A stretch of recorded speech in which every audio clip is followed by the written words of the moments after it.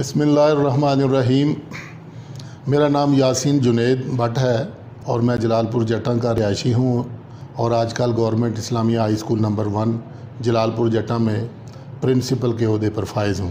جیسا کہ ہم سب جانتے ہیں کہ کرونا کی صورتحال جو ہے وہ دن بدن بگڑتی جا رہی ہے اور حکومت پاکستان نے اسکول تعلیمی ادارے جو ہیں اور اسکول سارے وہ یونیورسٹی کالجز بند کر دیے ہیں۔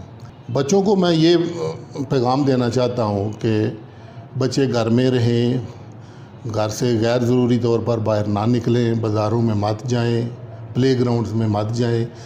آپ کو حکومت نے چھٹیاں اس لیے دی ہے کہ کرونا جو ہے وہ زیادہ نہ پھیلے۔ کرونا ایک حقیقت ہے، یہ ایک بہت بڑی وبا ہے اور اس سے جتنا بچ سکتے ہیں یہ بچنا چاہیے۔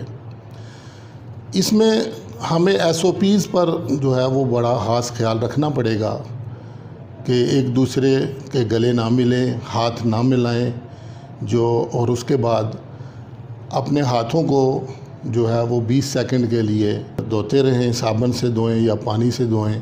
فزیکل جو ہے نا وہ ایک دوسرے کو ٹچ نہ کریں تاکہ یہ وائرس جو ہے وہ نہ پھیلے۔ اور اس میں اگر کسی کو خدا نخواستہ کوئی شک ہو جاتا ہے کرونے کا کہ کوئی بخار میں مبتلا ہو جاتا ہے یا انفیکشن ہو جاتی ہے تو اس سلسلہ میں احتیاطی تدابیر فوراً ڈاکٹر سے رابطہ کریں اور اس میں غرارے کریں۔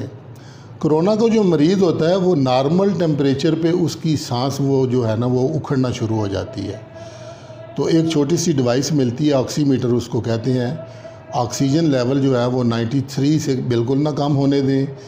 آکسیجن کم ہو جاتی ہے، یہ پھیپھڑوں کا جو مرض ہے، تو اس میں پبلک اویئرنیس جو ہے وہ بہت ضروری ہے۔ تو اس حوالے سے حکومت نے جو ہے وہ چھٹیاں کر دی ہیں، SOPs پر ہمیں عمل کرنا چاہیے۔